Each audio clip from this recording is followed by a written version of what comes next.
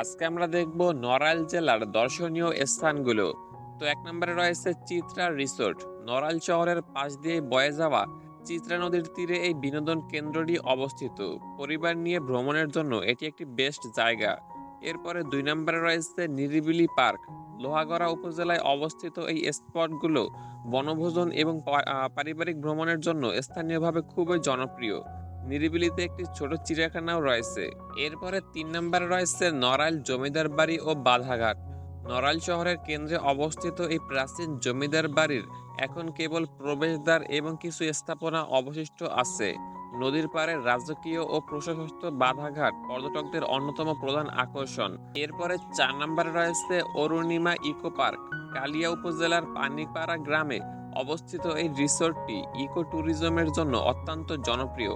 শীতকালে এখানে হাজার হাজার অতিথি পাখির সমাগম ঘটে। এরপরে 5 নম্বরে রয়েছে কলনা সেতু বা মধুমতি সেতু। নড়াইল ও গোপালগঞ্জ জেলাকে সংযুক্তকারী এই নান্দনিক সেতুটি বর্তমানে পর্যটকদের অন্যতম আকর্ষণ করে।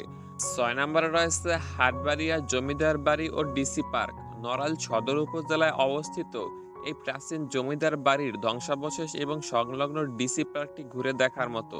7 নম্বরে রয়েছে স্বপ্নবিথি পার্ক।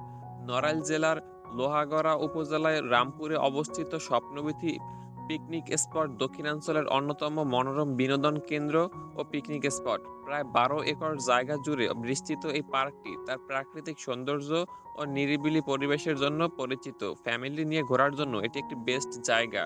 তারপরে 8 নম্বরে রয়েছে চাপাইল সেতু। এটি নড়াইল জেলার কালিয়া উপজেলায় চিত্রা নদীর উপর দিয়ে অবস্থিত। এই সেতুটি নড়াইল ও কালিয়া অঞ্চলের মানুষের যাতায়াতের জন্য একটি গুরুত্বপূর্ণ সংযোগ মাধ্যম এবং স্থানীয়দের কাছে এটি একটি পরিচিত দর্শনীয় স্থান। 9 নম্বরে রয়েছে এস সুলতান স্মৃতি সংগ্রহশালা বা সুলতান কমপ্লেক্স। বিশ্ববরেণ্য চিত্রশিল্পী এম সুলতানের বাসভবনে এটি নির্মিত। এখানে তার আঁকা অসংখ্য দুর্লভ ছবি এবং ব্যবহৃত নানা সামগ্রী সংরক্ষিত আছে।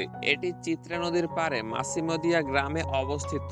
তারপরে 10 নম্বরে রয়েছে নিহারঞ্জন গুপ্তের পৈতৃক নিবাস।